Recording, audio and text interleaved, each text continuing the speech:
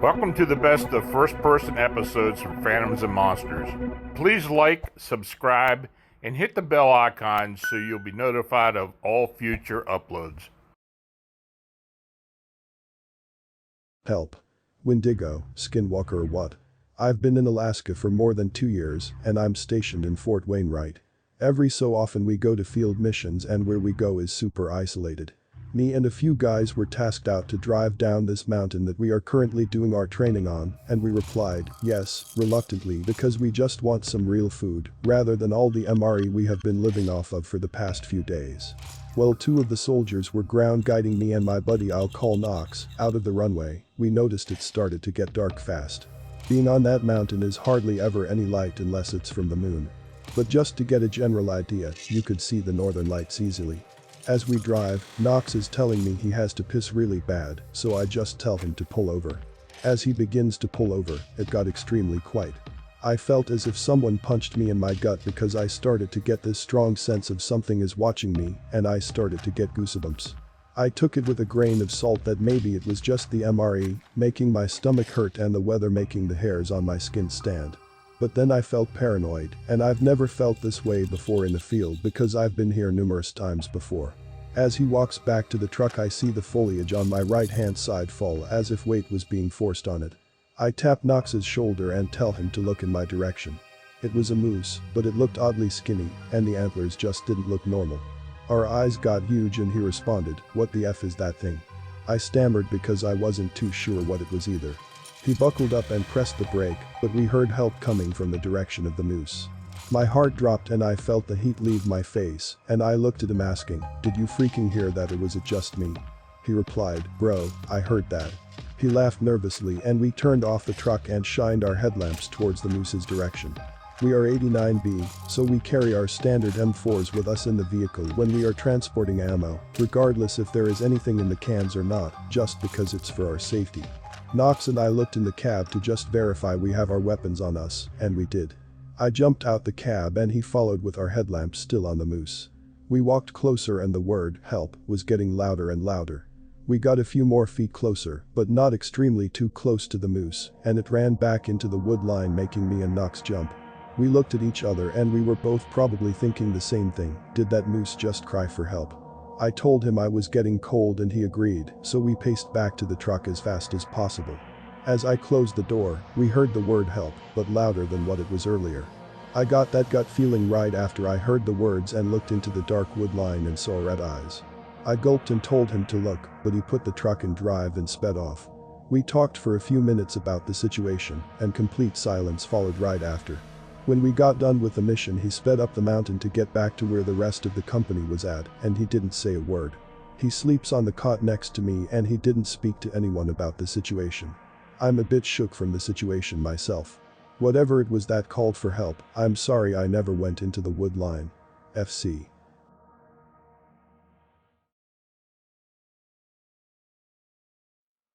Wendigo attack in the Utah mountains. I love to go hiking. I go with my 3-year-old German Shepherd, Kyrie, and let her go unleashed, since we like to go to secluded places. Now I have been hiking all over the Utah mountains, and wanted a new hike that wasn't too far from me. I have an app that tells me about hikes near me, if it is a hard hike, reviews, and if it's dog friendly. Now I was scrolling through Altra looking for possibly something new, but I wasn't too hopeful. But to my delight, there was something new. I don't know why I don't remember the name of it, but I do remember it was at the bottom of the list, and it had one review saying good. I thought that was kind of strange, mostly because people love to review hikes, and try to tell the city what they can do to improve the hike and make it more safe, but I figured it wasn't a popular hike. So the next day Kyrie and I packed up our stuff and went up towards the hike. I always carry first aid kit, extra food, a knife and just emergency stuff in case I get lost. It's important to mention now that Kyrie eats a raw diet, meaning she eats raw meat not cooked, and since we were going so early in the morning I thought I could bring some with us. I put it in her blue backpack I make her wear and decided when it was getting warmer we would stop to eat. Where I live, there's a long drive through the canyon and many roads going towards the hike you'd like to go on. This one was a little further than I'm used to, but I didn't care, it was new, and I was excited, so was Kyrie. She cries in the car until we get there. Now I was following the directions on my phone and saw that it had led me towards a thin road that was hidden. No wonder I haven't heard of this place. It was hidden and far up the mountain. The road only fit one car, so the whole time I was so anxious that another car would come down, and how I would handle that, but there never was. I never saw another car. When I got to the parking lot, if I could call it that, I noticed there was only space for like 3 cars. All in a tight space. It was small, so I decided to park my car with the front facing towards the road. I thought maybe it was private property, checked the app, but it didn't say anything about private property. I shrugged it off, got Kyrie out, prepared us and saw the trail. Now even though I knew there wasn't anyone parked there, I kept Kyrie on a leash. I didn't know if there were bikers along the trail, but after 30 minutes or so I didn't see anyone. I decided to let her off leash. It was a steep hike for the first half, but it was beautiful. We were deep in the woods, and I felt at peace. I used to wear headphones when I hike but didn't anymore, so I was enjoying the natural sounds of the forest. It was still early in the morning, so I wore a light jacket and decided when it got warmer, I'd give Kyrie her breakfast. Now before you start to hate, I know bringing Kyrie's raw meat was absolutely stupid and ignorant of me. I had never seen a bear will for anything, so I got cocky and just thought it was okay. I learned my lesson the bad day, so no need to tell me I was dumb. Now here's where we begin the bad part of the story. The trail finally stopped being steep and sort of an easy hike from here. When you got to the top, you could see through the trees a beautiful open meadow. On the other side of it, you can hear a river and a waterfall. The trail went around the meadow. The meadow was absolutely beautiful with the mountains in the background, the sound of the water. This hike was almost the most beautiful one I had ever been to. When Kyrie and I were sort of in the center of the meadow, she stopped right in front of me and looked towards the meadow. Kyrie always walked ahead of me, and when she stopped I stopped since I trusted her judgment. Before I could look, the smell hit me first. You know, the typical rotting smell, but oh my god. Words cannot explain how bad it was. It burned my nose, and started to make me tear up. I put my shirt over my nose, feeling nauseous, and looked over to where Kyrie was looking. In the middle of the meadow was a deer. Now I've only seen does but never a male deer in person. But his antlers were huge. The beauty of the deer was amazing, but not enough to take away the disgusting smell that was making me sick. The deer was looking towards the mountains and away from me. I thought maybe Kyrie's food was going bad. I checked that, and it seemed fine. When I looked up again, the deer was looking towards our direction. I noticed that Kara's hackles went up at that. She started to cry nervously. Now I've heard of Wendigos and Skinwalkers. I am Native American. It is common for these creatures to be in our childhood stories. That and also listening to scary stories on YouTube. Now when Kyrie did that, I got a bad feeling in my stomach despite the sickness. It was a Wendigo and I knew that. Now I didn't know what to do. These creatures were only a part of my stories to make me go to bed, not to instructions of what to do. Plus my grandmother was the one with the stories and passed away. She was the one with the experience, not my mom or anyone else. I glanced at Kyrie again when she cried, and looked back towards the creature. It started to stand on its hind legs. Holy hell, it was freaking tall, and it faced my direction. It started to walk towards me. I was going to run until I heard in my head, I am the one of this land. Suddenly it started to run towards me, full speed. I screamed, called Kyrie and started to run. Kyrie was following behind me. I started to cry as I was running since I could hear it catch up to me. It was loud. It was destroying everything it came in contact with to get to me. The adrenaline running through me was making me just focus on running. I didn't know where to go, I just ran. The trail suddenly got smaller, and bushes with thorns started to appear, but I didn't feel them as they cut my arms. As I heard it got closer, it suddenly went to the left as I ran straight. I somehow had the balls to look back to see it was gone, but also Kyrie. Kyrie, I said, but right as I called out for her, the trail ended with a 4-foot drop onto a patch of rocks. I hit my head, bleeding a bit. But again I couldn't feel it that much and just got up. I looked towards the forest when I suddenly heard a loud cry from my right. It was Kyrie. Kyrie. I cried out. I stood up, crying and lost at what to do. I looked back to see a river leading up to the waterfall I heard. Suddenly a heavy weight ran into me, and we both fell back. I hit my head again on the back and looked up to see Kyrie. Kyrie had blood all over her. It was pouring from her neck. Kyrie. I cried out. She was whimpering, and breathing heavy. She still had her backpack on with some cuts in it. Before I had a chance to help her, a scream came from the forest. I looked back at the waterfall, and somehow had the strength to pick up my 85-pound dog and carry her. I don't know where I was planning to go, I was just running to the waterfall as if it was a safe place. I was almost there when I heard the creature land on the rocks that I did early. I tripped at that and looked back to see it looking at me. Its eyes were black, or I think so. It could also be that there wasn't anything in there. I don't know.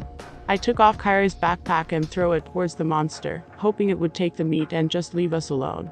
I was scooting back towards the waterfall, crying as I did so, holding and dragging Kyrie with my left arm. I found that being so close to the creature made me literally weak to my knees. It walked over to me, taking huge steps. It looked so different than before. Before it looked like a deer, and now as it crawled over to me, it looked like a monster. I don't know how else to describe this awful demon. I'm sorry. But I felt water hit my head hard as I had reached the waterfall. I kept going until I was up against the wall. There barely enough space where water wasn't hitting Kyrie in my face. Kyrie felt limp at this point. I could somewhat see the creature through the water, but still saw it coming towards me. It stood on its hind legs when it was close enough to me, watching me. The smell was so disgusting, I couldn't help but throw up in my mouth. It reached his arms out to grab me. I screamed so loud.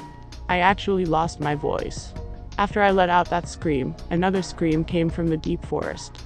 The creature snapped its head almost completely backward, looking towards the scream. The scream sounded like the one this one had let out earlier. I was still holding on to Kyrie, crying and screaming since its arm was close. It looked back to me, pulling its arm away, and again said in my mind, "I am the one of this land." With that, it took steps back, watching me, and went down the river bank. It crawled on all fours, stopping next to Kyrie's backpack. It ripped it apart and pulled out the meat, eating it with the plastic bag that it was in. It suddenly screamed and ran towards that direction of the scream from earlier.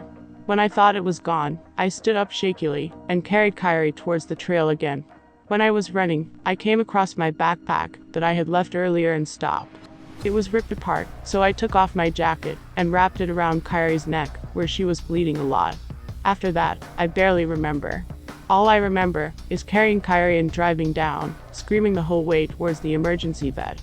They asked us what happened, and I told them it was a bear.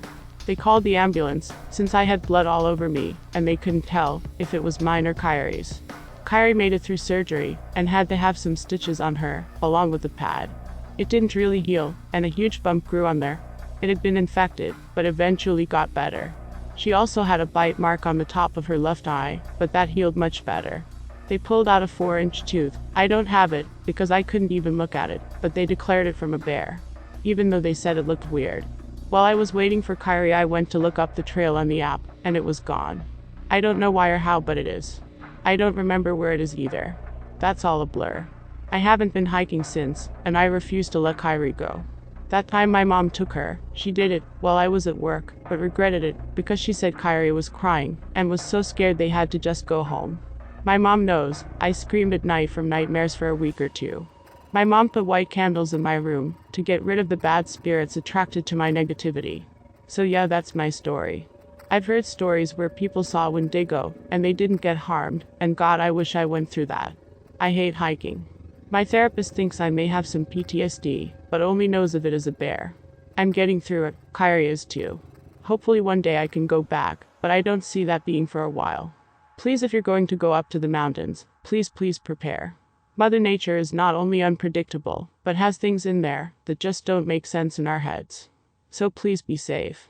I say that with serious sincerity. Thanks for reading. LP.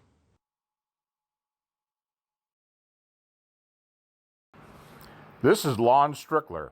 If you like this program, it would help us if you would give it a thumbs up. Then subscribe and click the bell icon so you get notification when we upload new first-person encounters. We have many more to come very soon. And by the way, if you have a suggestion or an experience of your own, please leave a comment.